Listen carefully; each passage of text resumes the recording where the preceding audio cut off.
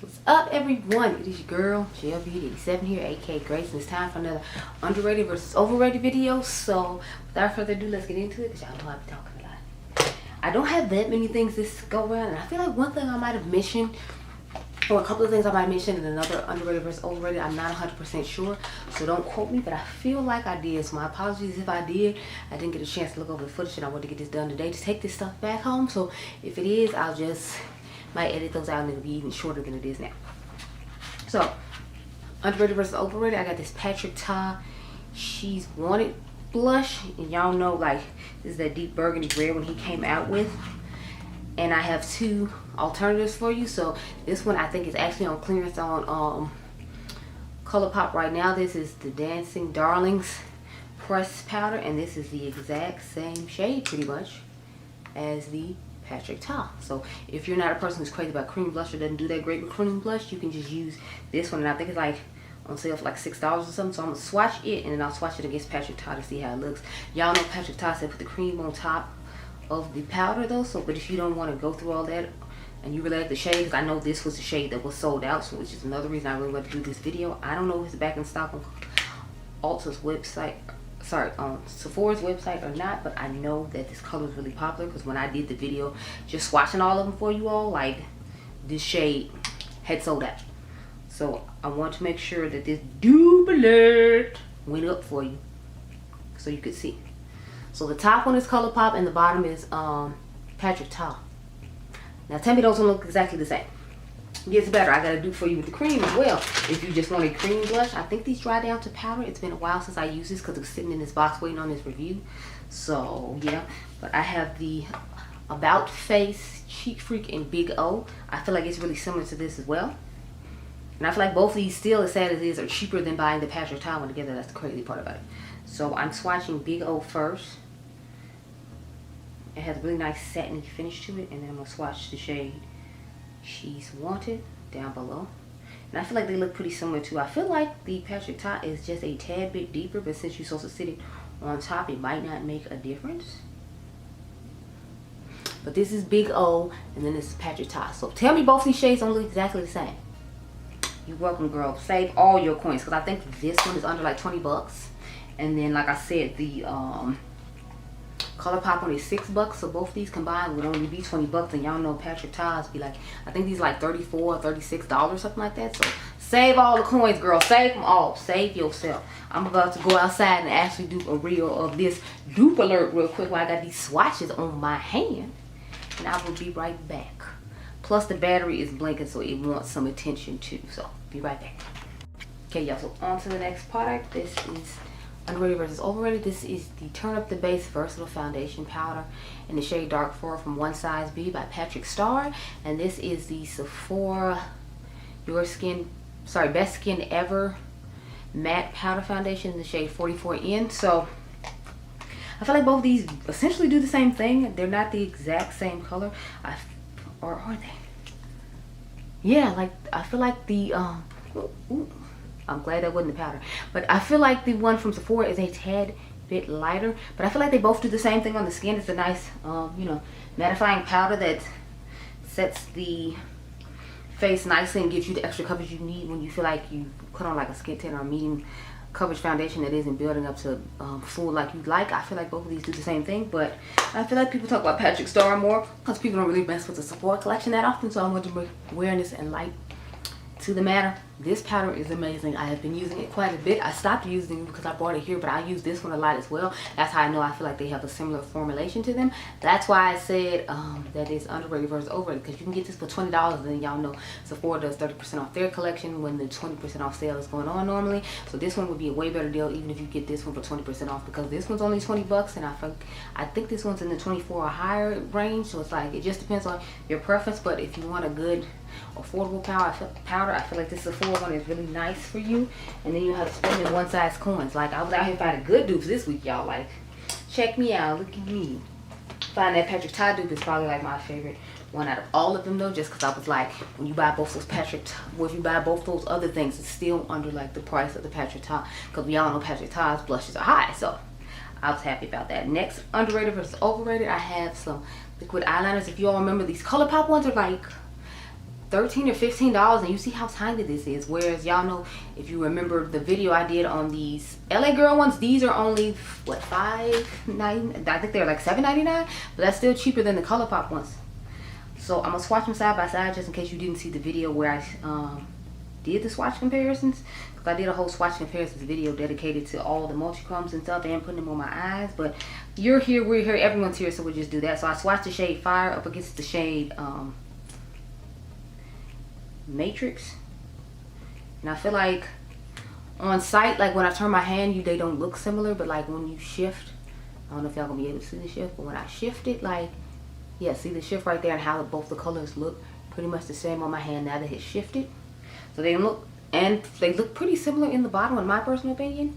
This one to me looks a little more like on the fuchsia pink side than more of that fuchsia-ish red tone like Fire. Next we're gonna swatch Water from ColourPop up against the shade Tinsel from LA Girl. I feel like the LA Girl one seems a little bit more black based, but it seems a little sheer when you swatch it out in your hand. But as you can see, those are more like realistic in tone as far as color goes. And then you see when I turn my hand how both of them have like that purple undertone to them.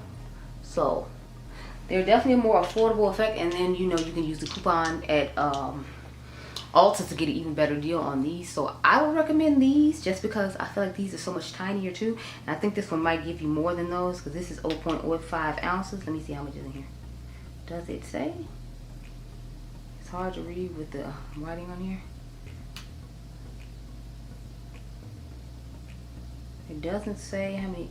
Well, this is, yeah, they're both 0.05 ounces, but I feel like just because you can get this at a lower price point, and these are 0.05 ounces, they're the same size, but one is just a better price point at the end of the day. So I feel like you should just go ahead and get the Ulta ones, because at the end of the day you can get it, I mean the LA Girl ones, because at the end of the day, like I said, you can use a coupon from Ulta. I know you can use a coupon for, what is it, $5 off or 10% off your order with them, but then you still have to make for them shipping and all that, whereas sometimes in Ulta you can go pick up the stuff, so that's another benefit. And since that didn't come to Ulta, you can't use the coupon on that. So I would say go with the LA Girl ones just because of that, but you know, that's just my personal thing. I'm gonna start off with the two that I think I already did and get them out the way. And a matter of fact, I'm gonna film that part separately, so just in case I did already do these, I can just delete that footage and call it a day. So code please, girl. Okay, on to this underrated versus overrated. So y'all know Pat McGrath just came up with the Sunlit Seduction palette, and this is the Raspberry Kisses from Sydney Grace. This was part of their Christmas in July collection, and I feel like both these palettes look really similar, but I feel like people don't really talk about Sydney Grace that much, so I wanted to bring like some attention to Sydney Grace. Plus, you might not care about these sparkly special shades in Mother's palette, and if you don't, you can buy the Sydney Grace palette, and it gives you similar tones to that without breaking the bank, because I think this one is like 30 something. Don't quote me. I feel like I paid like $34.99 or $37.99 or something like that. It was under 40 bucks, and we know Mother is $127 now, and it used to be $125. So 127 and 30 and under 40 bucks just sounds good to me. So I want to show this. I did a whole video battling both of them out. If you're interested, I'll try to remember to link it up above. But Sydney Grace has good quality, and they're known for these more neutrally type tones. So if you want like a reliable neutrally type tone and you don't necessarily care about the sparkles that Mother is offering, I feel like the Sydney Grace palette would be a good alternative for you. I bought it simply for the comparison of it all, because we know I was buying the Pat McGrath one. I'm not really too crazy about the Sydney Grace one, but I'm not necessarily upset about, you know, having it in my collection, because it's good to reference, and since I know the quality is going to be good, if I don't want to pull out the Pat McGrath and do all that, I know I have an alternative. Plus I have an alternative to use here in my grandma's house for when I want those sort of tones, because sometimes I just leave stuff here to have to use when I am here. So next we have this underrated versus overrated. So I personally am not a fan of either one of these, but that's because the tones don't necessarily work for my skin tone. But I realize that everybody that watches me does not look like me, so I try to keep that in mind when it comes to like showing things and talking about certain things, because just because you don't look like me doesn't mean you don't still like makeup like me, and you don't like my personality, which is, I'm assuming, why you're here, because you don't look like me. So we don't necessarily have the same makeup things going on, but we could have some of the same preferences. Anyway, this is what both of them looks like. I like the shimmers in the Makeup by Mario palette a little bit better than the shimmers in the Pat McGrath. Minus the, I mean, Jesus, Natasha Denona, minus like the new one she came out with. But to me, they just seem like, and Morgan Turner said it best, they're like Super Shock shadows that she just put in her palettes to make it a new formula, if you will. But they're just similar to Super Shock shadows. And when she said that, I was like, I knew it reminded me of something. Thank you for that, Morgan Turner. But I like the color story of this one a little bit better, just because I feel like it works a tad bit better on my skin tone than the Makeup by Mario, because I feel like the brown in here does, it's like that much better on the outer V than his does. And I don't know, his shadow formula to me, it isn't bad, it's just not anything exceptional. And since I'm used to using Natasha's formula, I think I just like hers a little bit better for that reason. But I do feel like his shimmers outperform hers in this palette. So there's that. But depending on who you have a preference for is who I would say you pick up. You cannot get the Makeup by Mario at Sephora anymore, though. You can only pick it up on his website, interestingly enough.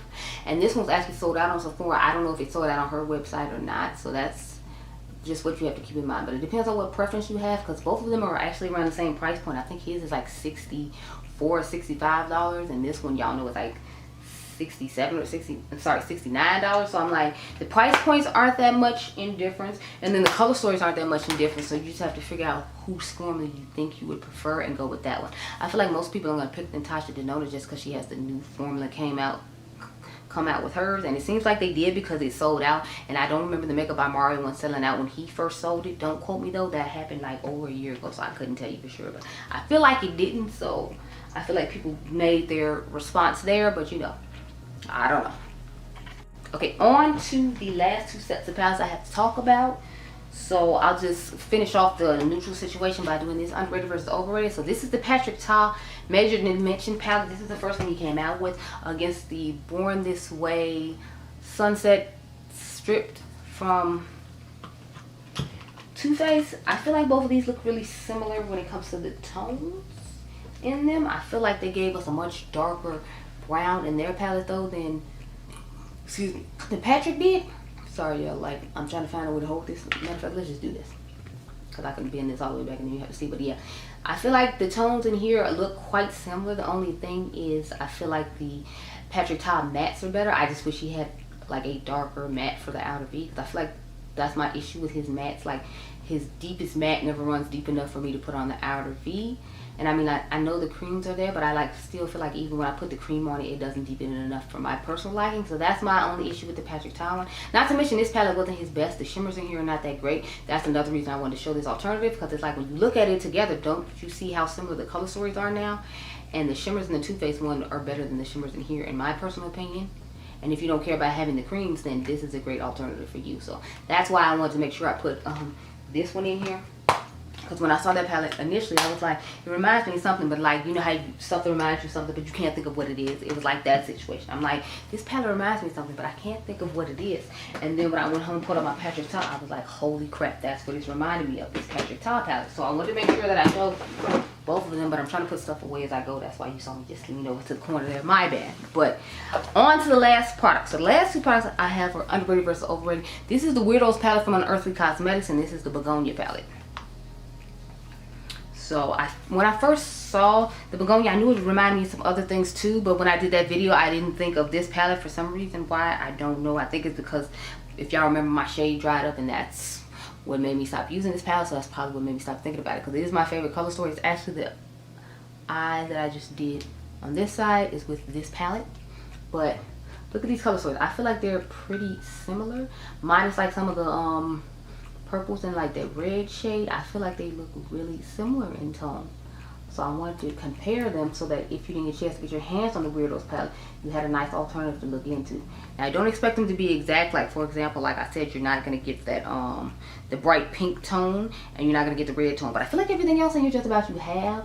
You don't have the black, you have dark browns instead, but both of them look really nice together. I have not tried my Begonia palette yet because I had it here to do this video with. So now that I finally finished this video, I can actually take it home and use it. So I'm excited about that, because I want to see how this shade is working out, because it looks blue when you turn it this way, like bluish purple, but when it's turned facing you all, it's like that bright neon green. So I'm interested to see how that's going to look on the lid. It's definitely something unique that I wasn't necessarily expecting from this palette, but I'm excited to do a couple of looks with it and see how it works out for me. But those are all the things I had to talk about in this episode of underrated versus overrated. Like I said, if I already talked about those other two, I will leave it out of the video, and it might take longer to put this up because, you know, it's me. But I had to find some more dupes to look into, and I'm gonna have to go home and dig in my collection and all that. But I hope you all enjoyed this video.